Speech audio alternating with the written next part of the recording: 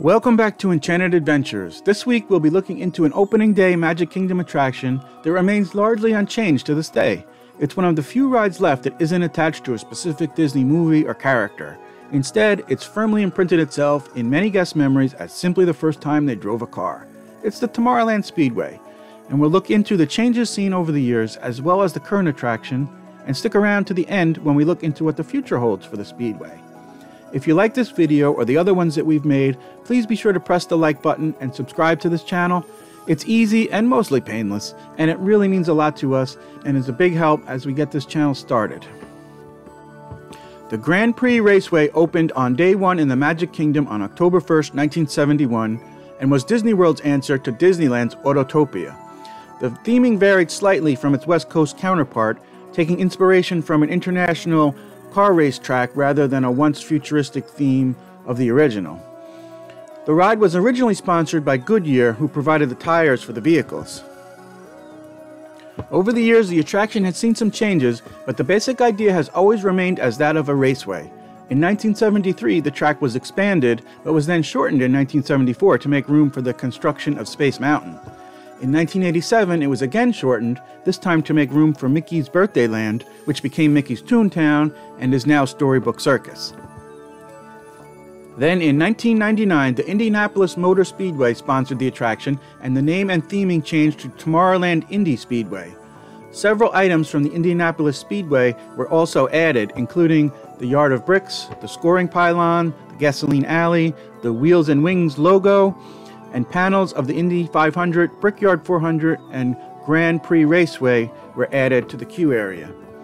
Though the track has been adjusted over the years to accommodate neighboring attractions and festivities, the current loop sits at 0.4 of a mile and takes roughly 5 minutes to make your way around. The top speed of each race car is 7.5 miles per hour, and each guest that crosses the finish line receives an official wave of the checkered flag.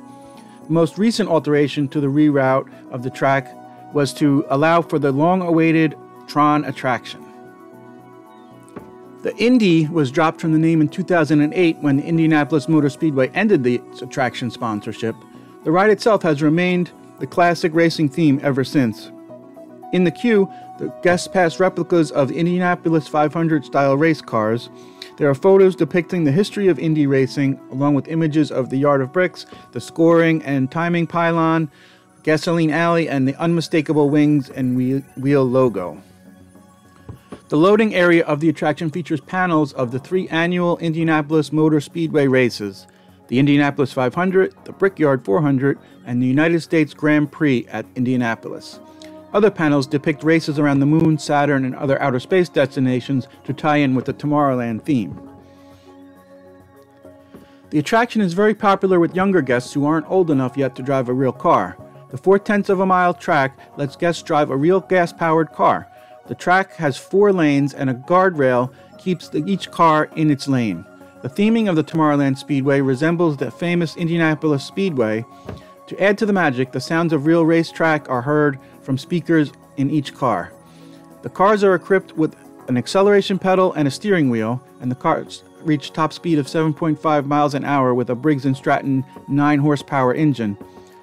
The famous announcer Tom Carnegie can be heard announcing the race as cars travel around the track. At the end of the race, the checkered flag waves for every driver as they arrive in Victory Circle. The area is marked by the Indianapolis 500 logo and the display of a winning race car.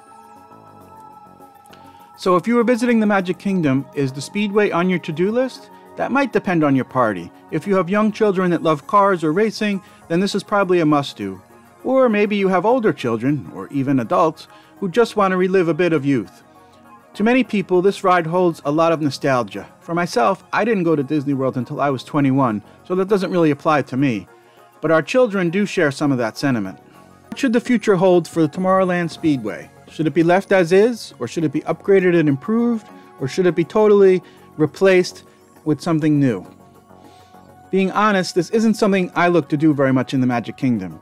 I did enjoy taking our children on it when they were younger and seeing the excitement on their faces as they drove a car, but the area has a rather strong gasoline smell that can be overpowering, and the queue has a fair amount of time where you're right in the sun and it feels extremely hot. So I would like to at least see some changes.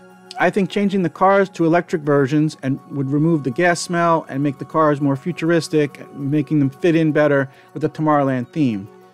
Also, the theme and scenery along the ride could be improved or updated and be more in keeping with the Tomorrowland location. So what about you? Does the Speedway hold a place in your heart? Do you want to see it upgraded or removed entirely or kept as is as an original Magic Kingdom attraction?